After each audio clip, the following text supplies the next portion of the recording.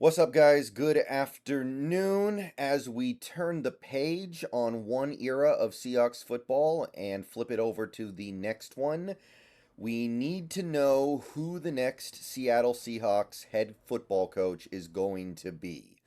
If we don't have that puzzle piece, making the rest of the puzzle is going to be next to impossible. So there's going to be a lot of stuff said over the next few weeks about this. However long it takes us to find our guy, I'm going to be discussing it because there's so much that can be gone into. I'm going to be making videos on top of videos on top of videos over the next couple weeks talking about potential head coaching candidates, talking about the ramifications of maybe bringing those guys in versus other guys, and giving my opinion on whether or not I think those guys would be good candidates. But for the moment, I want to go ahead and make this one video just talking about where the team is probably initially looking.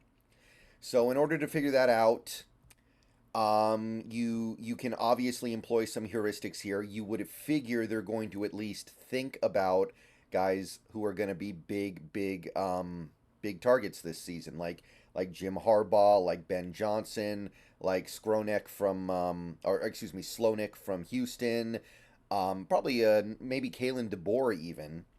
But there's one guy who, according to most sources, has popped up brightly and emphatically on the Seahawks radar going back even maybe a couple of years, and it's Dan Quinn. So, the initial impression that I am getting from the Seahawks head coaching search that kicks in now is that Dan Quinn is the clubhouse favorite. Now, let me say one thing. In my experience, it's never the first guy who ends up being the hire. It always seems like you filter through a bunch of different guys and the favorite changes from day to day to day, and then you eventually land on somebody that is not the person you were initially thinking. So I don't know if this means anything, but in my experience, it never seems to be the first guy. However, as of right now, that first guy is Dan Quinn, the Cowboys defensive coordinator, previously Seahawks defensive coordinator, previously Atlanta Falcons head coach, won a Super Bowl in Seattle as the defensive coordinator, went to a Super Bowl as the Falcons head coach, and has coached a really impressive defense in Dallas over the last 3 years. So the resume is there. So I'm going to say this just right off the bat here. If Dan Quinn is the direction the Seahawks choose to go, I'm not going to say it's my favorite, but I would not hate it. I do think you could argue this is a little bit of a lazy hire because he's been here before. He has a history in Seattle. He's a guy who's been a head coach before. He's somebody who has proven himself to be at least capable of this, but at the same time, he's also proven that he's capable of a very quick flame out. This is a guy who got fired just a handful of years after making the Super Bowl because things fell apart so badly. Even his vaunted defense, his calling card, his claim to fame, completely fell off the rails by the end of his Atlanta Falcons tenure. So there are some concerns here, and it doesn't feel like you're trying to hit a home run with Dan Quinn. I will say that. If you get Dan Quinn, you're just trying to put the ball in play, and you're getting somebody who you know for a fact has proven that they can be good. But you don't exactly have a tremendous reason to believe that he's going to be great because he was not great in Atlanta. He had some great years, well, really one great year, and then things faded quickly to the point where he got a mid-season firing. So Dan Quinn to me is you're just trying to put the ball in play, just trying to move the runners over, maybe get a single. You're not swinging for the fences here. However, one thing that I would like about the Dan Quinn hire, and one reason why I would not mind it, is that a hire like Dan Quinn would allow you to potentially keep the offense in place. And I made that video yesterday about the Seattle Seahawks offense being salvageable and worth saving, and I stand by that sentiment. I really do. But if you hire somebody who is offensive minded, which I would prefer, I would still prefer doing this, somebody like a Ben Johnson or a Slonik from Houston, Kalen DeBoer, or even somebody like the guy we sent to Tampa Bay, Canales, Dave Canales. those guys would come in and probably say, okay, we're running my offense now. This is my show, which means Waldron has to go, and you're kind of throwing out all the stuff that he's laid down over the past 3 years, which would not be a huge loss, but it would set you back at least a little bit because that's something you've been working on for 3 years and most of it goes out the door. He might look at some of the personnel and say, I don't want this, I don't want this, I don't want this. We're going to have to get rid of these guys, going to have to eat a bunch of dead cap, going to have to try to find trades, going to have to replace them with my kind of players. That's going to take a while. It's going to take a while for everything to gel. So if you do hire one of those guys, and don't get me wrong, I would be thrilled to do so, you are looking at a situation where you're taking one step back so you can take 2 steps forward. Whereas if you keep the current offense in place with Waldron, with Gino, with Metcalf, with Lockett, with JSN, with K9, with Cross, etc., etc., etc., you might just get to take that 1 step forward initially. So if it's Dan Quinn, he might be willing to do that. He might be, because he's a defensive guy. He's going to be focused on fixing the defense. He might just look at the offense and go, okay, I don't really feel the need to have complete control over this offense. I just want somebody who's good. And maybe he'll look at what we have and feel like this has a chance to be good in 2024. So I'm going to roll with it. Whereas, like I said, the offensive-minded guys, who I would prefer, because I think they have a higher ceiling and I'm willing to play the long game a little bit if I need to, the offensive guys are going to want to implement all of their stuff.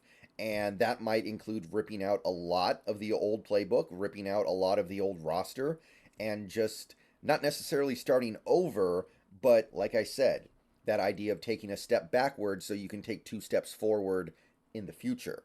So that's the benefit of Dan Quinn to me more than anything. I do think he's a good defensive mind. I do like some of the stuff he's doing. He's obviously done an amazing job in Dallas, and there's some talent here on this defense that is not being implemented and utilized very well that I do think he could come in and repair. I do. So I would not be against it. I just think you can do better. But I'll talk about that more in the upcoming days. I don't want to I don't want to get too deep into things on the day of Pete Carroll's firing. I just wanted to give an initial impression of where we're looking, just so everybody can kind of be on the same page as we go forward into this. But the last part of this tweet is the thing that I want to highlight here. The Seahawks are expected to cast a wide net in the search for Carroll's replacement. So don't believe for 1 second we're locking on to Dan Quinn. And also, don't believe for 1 second that we're not willing to take that step backwards to move forward, which, again, I have nothing against. We got this tweet from Jonathan Jones. Members of the Seahawks coaching staff have been told they are free to look elsewhere for jobs. The new coach will have full autonomy over the staff, which is absolutely the right way to do it. If you bring in a head coach, you give him what he wants. I like Waldron, but if the new head coach says, I don't want Waldron, I want this guy, you give him that guy. If he looks at Gino and says, I don't like Gino, I want another quarterback, you get him that other quarterback. And again, I really like Gino. I think Gino's a really good quarterback. But if the new guy comes in and says, I want Caleb Williams, then you better be ready to trade up for Caleb Williams. If the new guy comes in and says, I want Justin Herbert, then you probably tell him, sorry, we can't make that happen. Don't let the door hit you on the way out. But the point is, you don't hire a coach and then say, oh, you can't have the things that you're asking for. You establish what he wants ahead of time, and when you hire him, you then do everything in your power to give him everything he wants. So this is absolutely the right way to do things. If somebody comes in and says, I want Waldron, then great. But if not, you got to blow it up. All right, so that is all I really got to say in this video. Dan Quinn is the initial favorite, I think, for the head coaching job. But I have zero reason to believe he should be the favorite against the field. He's the favorite in terms of his odds are the highest right now. But there's a ton of time for things to change. Dan Quinn is still in the playoffs. There are going to be other coaches out there available who are not currently in the playoffs, who you can go after, who are going to be eliminated from the playoffs probably before Dan Quinn is. So you have the opportunity to at least take an interview with a lot of different guys, and those guys could really impress you. I'm excited to see what happens next, but I wanted to talk about the current direction. So, yeah, let me know what you guys think down below about Dan Quinn. He's not my favorite. I think we could do better, but at the same time, I am definitely open to the possibility of it being better than what we had, and also allowing us to not do a complete rebuild because I'll be honest, I like a lot of our young talent. I think our young talent's appealing and impressive and good and solid. And if we can avoid a complete blow up, I'd sign up for that. All right. See you guys later. Go Hawks. Um, the new head coaching search will kick into full gear tomorrow. I'm going to finish out a couple of things today with the remaining videos. But yeah, starting tomorrow, we are in full head coaching search mode. See you guys later.